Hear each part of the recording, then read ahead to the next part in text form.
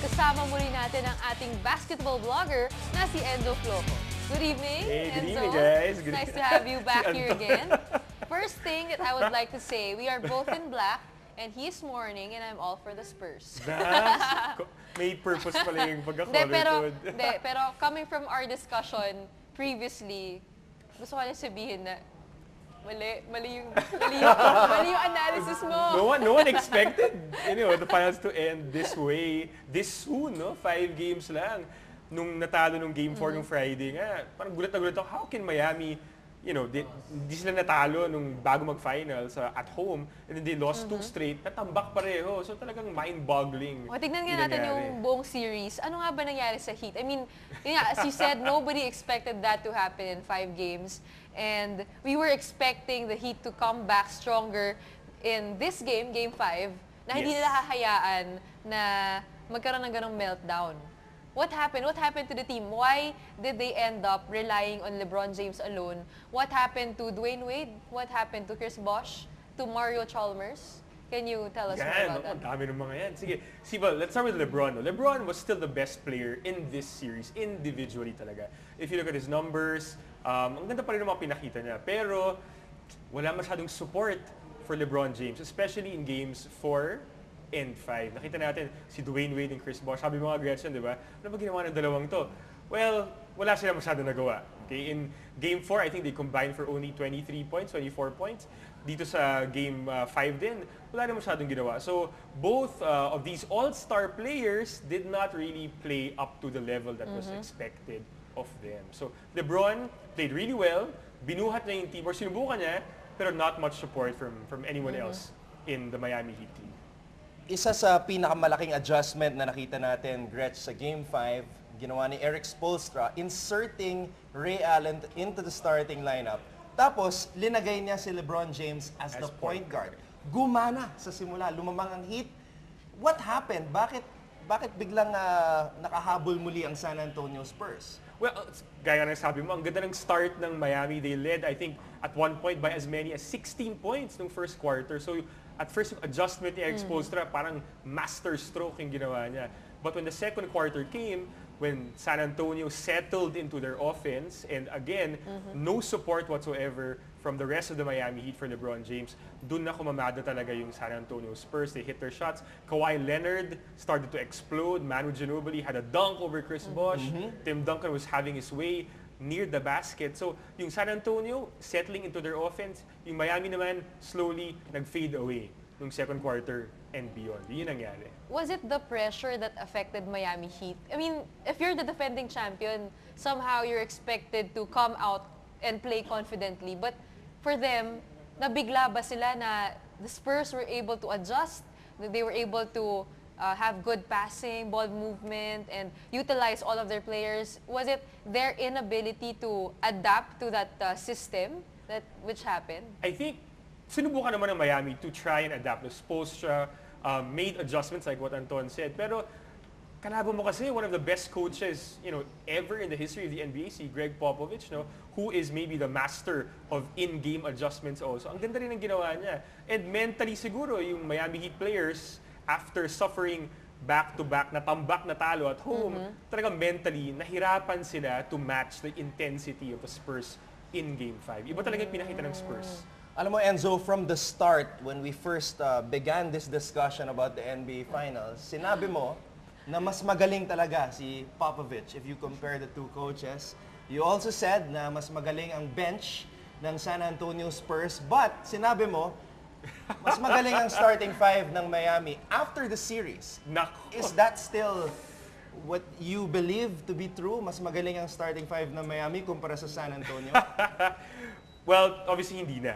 Kasi yung starting 5 ng Miami, have Chris Anderson, na yung presence niya, hindi mo rin masyadong maramdaman throughout the series. Chris Bosh and Dwayne Wade, inconsistent sila throughout the series. Mario Chalmers, sus Mariosep. Kung Miami Heat fan ka, siguro i-curse mo na talaga si Mario Chalmers, no? So yung starting 5 ng Miami, with the exception of LeBron James, talagang played below expectations throughout the series. Very inconsistent, and again, we're not able to support, the king, si LeBron James. Okay, before the games, we had the discussion that Kawhi Leonard was a key player for the Spurs. Did you expect for him to step up big and for him to finally win the MVP award? Well, yung finals MVP definitely unexpected. I don't think anybody would have expected him, with the big three there. Tony Parker nandyan pa, Manu Ginobili nandyan pa, Tim Duncan nandyan. Hindi mo naman na-expect na sa lahat ng Spurs, si Kawhi Leonard ang magfa-finals MVP. Alam naman natin na solid player to, very athletic, magaling mag-defend, kaya niyang sabayan si LeBron James to a certain extent, but to do what he did in games 3, 4, and 5, he averaged, I think, close to about 24 points, 9 rebounds in those 3 games. Sobrang ganda ng pinakita ng batang to. I think we're witnessing the emergence of a potential superstar in Kawhi Leonard. Do you think that he was the spark plug for the Spurs? Na siya yung kulang doon sa last year, na ngayon pag kailangan nila ng bata, kailangan nila ng someone to deliver points and deliver big. Tingin mo siya yung missing factor sa Spurs? Yung growth ng game niya, yung big factor dito. No? When he played last year, he played, solid basketball, pero yung growth niya ngayon, yung confidence niya ngayon, yun yung talagang what put him over the top na this season. You have to remember, si Kawhi Leonard, hindi siya all-star ngayong season, pero siya yung finals MVP. And siya ata yung first na nakagawa nun in like 10 years. Wow. So, sobrang ganda na pinakita ni Kawhi Leonard ngayong finals na to. Okay, tapos na ang 2014 NBA season. Si Anto. Dumiretso Seryoso? na tayo. Daring to stop. Natatakot kasi siya. Dumiretso na Para sa tayo sa off-season discussion. Natatakot Simulan siya na sa natin, heat niya. Gretch. Simulan na natin, guys, yung yan, ating sige. off-season It's It's okay, discussion. bro. Bro, it's okay. Let's start with Miami. Sinabi ni Shane Battier na magre-retiro na siya, so great career for him. Ray Allen, another question mark, Gretch. Although he's still playing well, will he come back for Miami? Will he play for another team? At syempre yung tatlo, unrestricted free agents, D-Wade, Chris Bosh, LeBron James, babalik ba sila sa Miami? Ako honestly, Shane Battier, Ray Allen, I would not be surprised kung mag-retire na sila. They call it, they call it a career already. They've had colorful careers, may mga championships pa sila, solved na sila, okay na sila. The big three, Bosh, James, and Wade, yun yung big decisions na kailangan hintayin natin. Kasi sinasabi ng iba, LeBron James might not even go back to Miami. He might go elsewhere. Lalo na ngayon na natalo sila. Will he go back to Cleveland? Will he go to another contender? Hindi natin alam. So, yun yung pinaka-exciting makita ngayong off-season. Will they actually leave Miami or stay? Although feeling ko they will stay. Yan. San Antonio naman, Gretch, yung San Antonio mo. So, San Antonio, anong tingin mo? Sila Tim Duncan, sila Tony Parker, do you think they will retire already? I don't think so. Kasi nanalo sila. I'm sure their fans will want to watch them try to get back-to-back next season. So, feeling ko hindi po sila mag-retire. No? I don't think so. But if Tim Duncan does retire, maybe this season, this coming off-season or next season, I think it's a good way to go out, winning the championship in 2014 after losing it last year. So, good job for Tim Duncan, especially. A while ago when I was watching the game, yung pag-end na ng game, nakita mo yung Naiyak ka ba? Spurs. Oo, naiyak ako kasi nakita ko sila na they weren't rejoicing until the very last second.